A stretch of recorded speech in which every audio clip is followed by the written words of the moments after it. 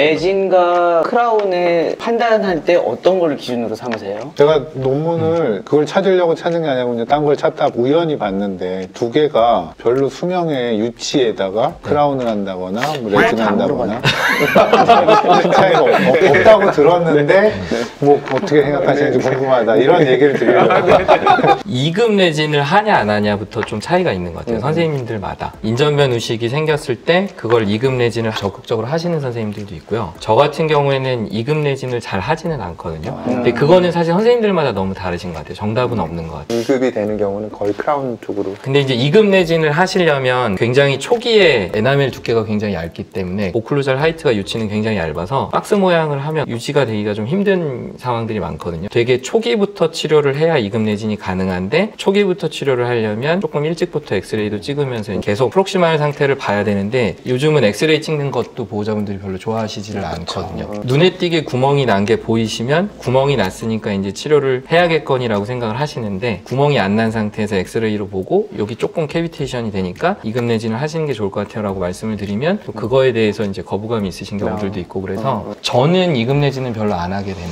것 같아요. 근데 이제 2급 레진을 안 하면 프록시말에서 진지바 쪽에서부터 치은에서부터 이렇게 올라오면 먼저 이제 색이 좀 거무스름하게 비쳐 보이다가 그 이후에 이제 캐비테이션이 되는데 D번 치아 같은 경우는 치아가 워낙 작고 얇아서 이미 색이 거무스름하게 보일 정도쯤이 되면 치료를 하시면 대부분 치수 치료도 하게 되고 그러다 보면은 크라운을 하게 되는 것 같아요. 수치가 엔도하면은 보통 어느 정도 앱세스가 있는 경우만 아니면 기본적으로 이제 원비짓? 유치에서는 네, 원비짓으로 펄펙토미를 펄펙토미. 네.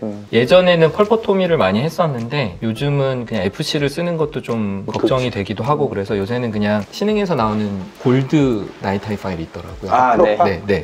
왜냐하면 유치는 또 커베이처가 커서 그게 이제 잘 휘어져서 좋더라고요. 그래서 그걸로 해서 나이타이로 해서 익스타페이션만 하고 앱세스가 있거나 약간 좀 긴가민가한 경우에는 2번 내지 3번 정도까지 네, 치수 치료하게 됩니다.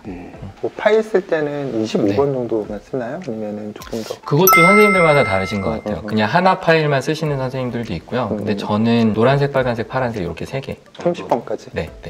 원비짓, 네. 펄펙토미 하고 크라운도 그날 바로. 길이 같은 것도 정확하게 제가 좋아하나요? 어떤 길이요? 중간장 길이. 그러니까 이제 이거를 많이 물어보세요. 유치에서 치수 치료하는 거는 왜 워킹 랭스를 안 재냐? 그리고 왜 원비짓으로 하냐? 이제 이걸 많이 물어보시는데 꼭 그렇게 물어본 건 아니에요. 보통은 이제 영구치에서의 치수 치료의 목적이랑 조금 달라서 그런 것 같아요. 그러니까 영구치에서는 필링을 하는 게 사실은 목적인 거잖아요. 유치에서 치수 치료의 목적은 감염된 조직을 제거하는 게 주 목적이기 때문에 제가 지금 궁금했던 건 그게 네. 평균치로 아마 제거할 것 같은데 그 네. 평균치를 몇 정도로 두는 거죠? 저희 나이타이 파일에서 워킹 블레이드 길이 정도까지만 파일을 넣었다 뺐다. 15mm? 네. 재발은 잘 안 되나요? 웹세스 같은 게? 영구치랑은 좀 다른 식으로 앱세스가 생겨요. 그러니까 예를 들면 영구치는 루트는 잘 있는데 앱세스가 생기는 거지만 유치에서는 치근이 보통 흡수가 되면서 앱세스가 생기는 경우라서 이미 뿌리가 너무 많이 흡수가 돼 있는 상황이면 치수 치료라는 것 자체가 의미가 없기 때문에 발치를 하고 영구치가 나오는 거를 봐서 공간 유지를 어떻게 할지 이제 그때 다시 고민을 하게 됩니다. 이제 다시 일로 돌아와가지고 그런 상황에서 시작을 하게 되면 출식을 한번 이렇게 쭉 정리를 한번. 소아치과에서는 기본적으로 정기검진을 잘 하시게 되니까 교환변 우식 때문에 치수치료를 하는 경우의 빈도는 사실 그렇게 높지는 않은 것 같아요. 세컨더리가 생겨서 치수치료를 하게 되거나 이사를 와서 치과를 옮기면서 오랜만에 오시게 돼서 이제 이런 경우가 아니라면 저희 병원뿐만 아니라 다른 병원도 계속 정기검진을 하던 아이가 교환변 우식이 갑자기 심해져서 치수치료를 하고 크라운을 하는 경우는 사실 드문 것 같고요. 인전면 우식이 진행이 돼서 D번, 2번 치아를 같이 치료를 하게 되는 경우이거나 아니면 이제 전치에서 주로 치수 치료가 동반된 크라운을 하는 경우가 이제 대부분인 것 같아요. D번, 2번을 치료를 하게 되면 보통은 이제 D번 치아가 얇으니까 먼저 캐비테이션이 D번 치아에서 되기 때문에 D번 치아를 씌우게 되는 경우가 많고 그럼 2번 치아는 상황에 따라서 레진으로 마무리를 할 수도 있고 인전면이랑 교환면, 현면 우식 제거했더니 너무 치아가 적게 남는다거나 2번 치아도 치수 치료를 한다거나 그러면 그런 경우에는 2번도 같이 하게 되고요. 방습이 사실 굉장히 중요하고 도포 마취를 하고 국소 마취를 한 다음에 러버댐을 하고 되게 확실한 경우에 크라운을 하기 때문에 우식을 먼저 제거하는 것보다는 크라운 프랩을 하면서 우식 제거를 같이 하는 편이에요. 조금 미리 치수 치료까지 가기 전에 크라운 하는 걸 선호하시는 선생님들은 이게 엔도를 할지 어떨지를 정확히 모르기 때문에 캐리어스 제거를 먼저 하시면서 확실히 치수 치료를 하게 되면 크라운 프랩을 하시는 경우들도 있는데 저는 어느 정도 인전면에 캐비티가 생긴 다음에 하기 때문에 보통은 오클루잘 프랩을 먼저 하고 협설면이랑 인전면 프랩을 하면서 보통 인전면에 우식이 많이 있으니까 그럼 인전면 우식을 제거를 하고 그러면서 치수 치료를 같이 하고 그러면서 이제 2번 치아 치료를 같이 하게 됩니다. 접착을. 코어는 보통 캐탁 몰라로 하고요. 주로 2번 치아는 제2 유구치는 그냥 후지 원세멘, 루팅 세멘을 주로 사용을 하고 D번 치아나 전치랑 캐나인까지, 유견치까지는 캐탁 필로도 많이 접착을 하게 됩니다. 궁금했던 것들을 많이 알려주셔가지고 저는 원래 하던 대로 하면 되겠네. 러버댐을 안 했네. 네. 음. 개구기도 안 하시는. 내가 입을 잘 근데요. 벌려가지고. 여기 러버댐을 어떻게 해야 되죠? 제2구치까지 치료를 하게 되는 경우에 6번이 만약에 안 나왔으면 2번 치아에다가 러버댐을 클램프를 거시면 될 것 같고요. 50번 대랑 70번 대는 보통 이제 204번 클램프, 60번 대랑 80번 대는 203번 클램프가 이제 보통 많이 쓰는 클램프고 6번 치아에서 이제 205번 클램프가 이제 보통 많이 쓰는 클램프인데 이것저것 껴보고 저기 궁금했던 게 두 개를 동시에는 잘 안 하니까 네.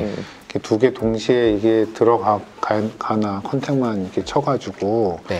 그래서 이렇게 껴봤더니 잘 들어가더라고요. 그래서 아, 두 개 할 때도요? 네, 그래서 지금 두 번째 거 맞춰보고 이제 접착을 하게 된 건데. 근데 이게 제 생각에는 아마 이제 김동환 원장님네 오는 아이들은 아주 어린 아이들은 주로 아니기 때문에 네, 맞아요. 아마 이제 요 2번 크라운을 하실 때 6번 치아가 나온 다음에 하시는 경우가 대부분일 것 같아요. 그래서 약간 오버 컨투어 되는 크라운을 하셔도 사실 크게 문제되는 경우가 없는데 6번 치아가 나오기 전에 네, 어린 아이들에서는 제2구치의 링 디스타를 가이드해서 나오기 때문에 오버 컨투어가 되면은 그러니까 락킹이 돼서 문제가 되는 경우들이 꽤 많이 있기 때문에 6번이 안 나왔을 경우에는 사실 2번 크라운 프랩을 하실 때 높이도 그렇지만 디스탈 쪽도 충분히 삭제를 좀 해주셔야 주의해야 네, 돼요. 그래서 6번이 그러네. 맹추를 할 때 걸리지 않습니다. 소아치과 선생님들은 이제 대부분의 경우에 러버댐을 하시는데 러버댐을 하면 장점이 굉장히 많아요. 방습도 있지만 크라운을 삼킬 위험이 없는 것도 굉장히 큰 장점이고 애들이 움직이고 혀를 움직이다가 거에 상처가 날 수 있는데 이제 그럴 위험도 사실은 없고 그 러버댐 하는 노하우를 오늘 제2구치가 크라운을 해야 되는 경우에는 약간 소구치용으로 나오는 클램프들이 있어요. 그거를 아예 더 벌려서 더 치은 쪽으로 클램프를 걸면 확 집어넣는다는 그러면 프랩을 할 때 걸리는 부위가 없으니까 그럼 클램프를 뺐다 꼈다 러버댐을 할 필요가 없어서 클램프로 끼고 프랩하는 거는 상상도 못했는데. 아, 그러세요? 웬만한 진료는 러버댐을 다 하는데 프랩을 러버댐 끼고 한다니까 좀 색다르네요. 저도 인네이 프랩 할 때는 러버댐 끼고 해요. 네, 그건 할만하거든요. 근데 잘하고 있습니다. 크라운 프랩은 생각도 못 해봤어요. 오히려 성인은 러버댐을 진짜 많이 쓰는데 애들한테 러버댐을 쓰는 거가 굉장히 좀 심리적으로 이걸 해도 될까 이런 생각이 들어서 쓰시면 굉장히 편해져요. 그냥 애들 많이 보지 말고 네네네. 아, 참 재밌었습니다. 종종 봐요. 네. 연락 좀 하고 구독! 좋아요. 댓글 환영합니다.